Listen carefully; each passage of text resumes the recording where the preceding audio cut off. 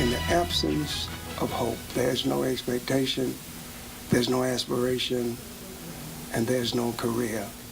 The troubling situation in Flint is not only ripping through headlines, but hearts as well, as the water crisis continues to affect thousands in and around the city of Flint. Good evening, I'm Faith Gantner. And I'm Ronnie Duncan. Today, hundreds gathered at a local church, not only to pray for others, but perhaps the smallest victim of the Flint water crisis. A common cry from Bishop Roger Jones of the Greater Holy Temple Church of God in Christ in Flint.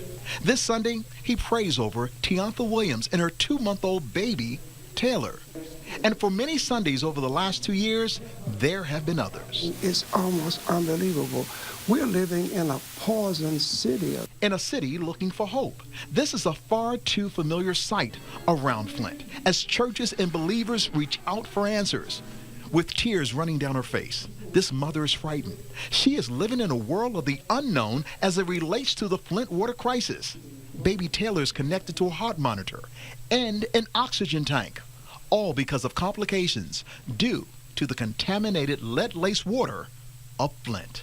A crisis that is suspicious to some when you consider those affected the most. What bothers me is they say that 60% of the 99,000 are minorities. When you have 66% of the minorities targeted, that says something. It almost appears to be on purpose. This is not a race issue. Not at all. This is right and wrong issue. Joe Smith along with Paul Cox want answers now.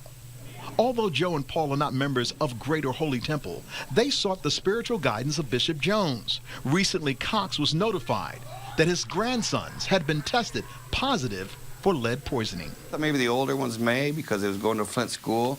And when they started school, the teachers would let them just go get a drink out of the drinking fountain while they had bottled water. And so I thought maybe them, but the babies I thought was safe. And what it shows that this tremendous need for water and for other things brings people together, regardless of their ethnicities. There are plenty of places for people affected by the crisis can go for help. For more information, you can head to our hot link section at WNEM.com.